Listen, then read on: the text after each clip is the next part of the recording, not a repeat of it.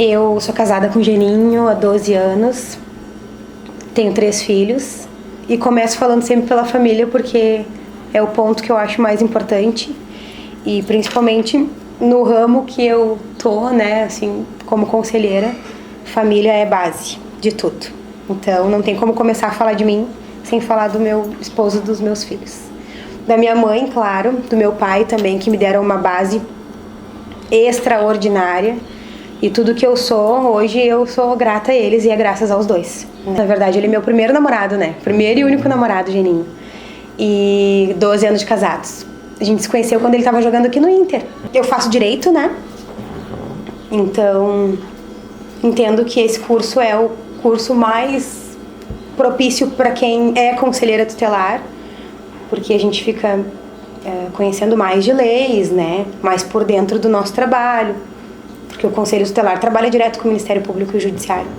Então, me sinto preparada, estando cursando Direito, mais preparada, né, para atender melhor a população.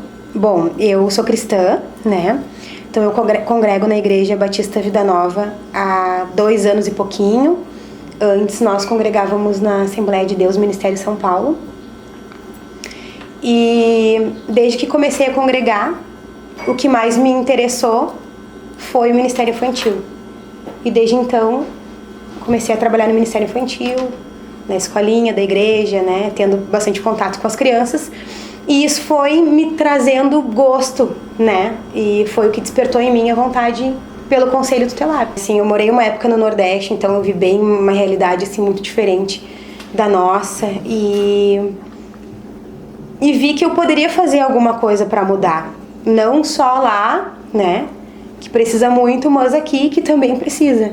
Não é o Nordeste, não temos os problemas que eles têm lá, mas aqui, nossa, periferia e bairros muito precários que precisam de mais de ajuda, né? Então, eu vejo como uma missão, assim, o trabalho que eu faço hoje no Conselho Tutelar.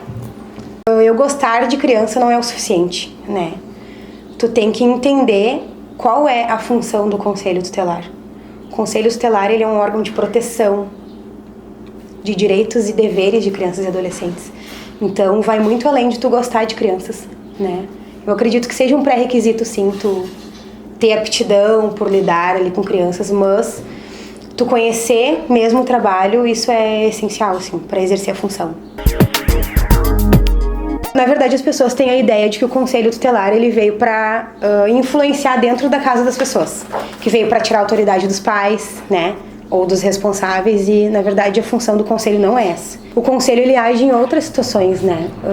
O Conselho Tutelar, ele pode interferir numa falta de médico, numa consulta médica, numa situação de escolar, falta de vaga, por exemplo.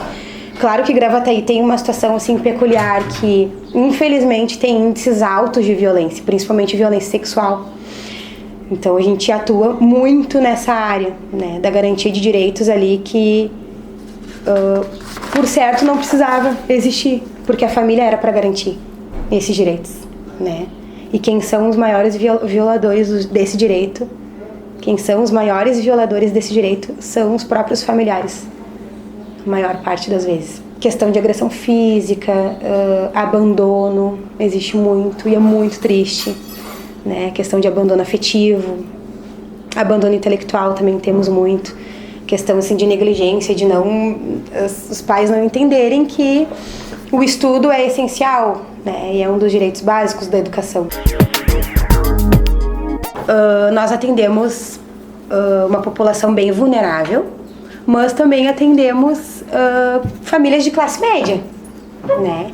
Situações de família, eu entendo que não precisa tu não ter condições para passar. Todo mundo tem problemas, todo mundo passa por situações difíceis. Então, não existe um perfil, assim, pra mim não existe.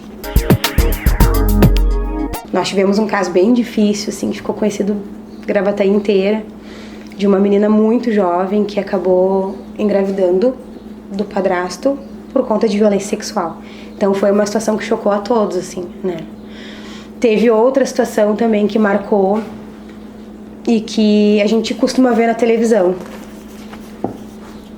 E em Gravataí aconteceu, que foi um menino de 3 anos que foi espancado pelo padrasto e através dessa agressão ele veio a óbito. Sim, pela minha bagagem, nunca me preocupei em sofrer ou levar problemas pra casa. Claro que a gente não é de ferro, né? Às vezes a gente se abala e vai pra casa triste, pensando nas situações, mas nunca deixei influenciar, né? Até porque tenho 3 filhos e não tem como, a gente tem que estar firme assim pra chegar em casa e cuidar das crianças. Quando um adolescente infrator é pego pela polícia, tá? Ele é apresentado ao Ministério Público e o Ministério Público decide se representa ou não, né? E aí eu vejo, não sei se uma falha, daqui a pouco poderia ter uma mudança aí nesse sentido. O adolescente ele só vai pra fase e cumpre medida, né, ali de reclusão na fase socioeducativa quando tem atentado violento à vida. Então acaba que um adolescente vai 10 vezes no mês pra delegacia. É pego com droga e tal e volta pra casa. Não que tenha uma punição maior, eu entendo que o sistema todo é falho, né? Então eu não vejo a solução na punição, ampliando a punição, não. Eu vejo a solução ampliando as atividades e situações para o adolescente não cair nessa vida. Contra. 100% contra. Justamente por isso. Um adolescente, uma criança, vou falar de uma criança, tá? Eu tenho um caso que eu posso falar pra vocês de um menino que começou a usar crack aos 8 anos de idade com o pai, dentro de casa, tá? Então, veja bem, olha a estrutura que esse menino de 8 anos teve. É claro que com 15 ele vai estar expert no tráfico, na vida, né, roubando, daqui a pouco já matando. Isso é o natural. E por quê? Porque não teve uma intervenção ali.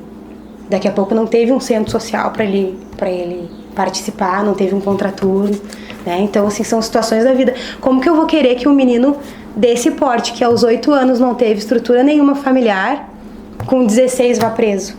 Não tem como. Ele vai ir preso com 16 anos e ele vai se formar, ele vai sair dali pós-graduado. Não é a solução, é isso que eu digo, não é a solução. Solução não é punir, a solução é prevenir. O Conselho Tutelar, por não ser uma eleição obrigatória, isso é o que nos atrapalha muito. O processo todo é maravilhoso e eu acho que deveria ser imitado nas outras eleições, para vereador, para prefeito, por que não ter um processo assim, rigoroso, né, de entrega de documentos, um processo de prova, que quem aplica é uma banca de concurso, depois um psicológico, para ver se tu vai ter né, o emocional ali para lidar com as situações, e depois a eleição. Então eu vejo que esse processo é maravilhoso, isso é muito bom. Então só ficam as pessoas que realmente são qualificadas para aquilo ali, estão preparadas para aquilo ali. Não, eu acho uma pena não ser obrigatório. Claro que assim, a gente tem que ter muito conhecimento, tem que mobilizar as pessoas, fazer um trabalho antes, né?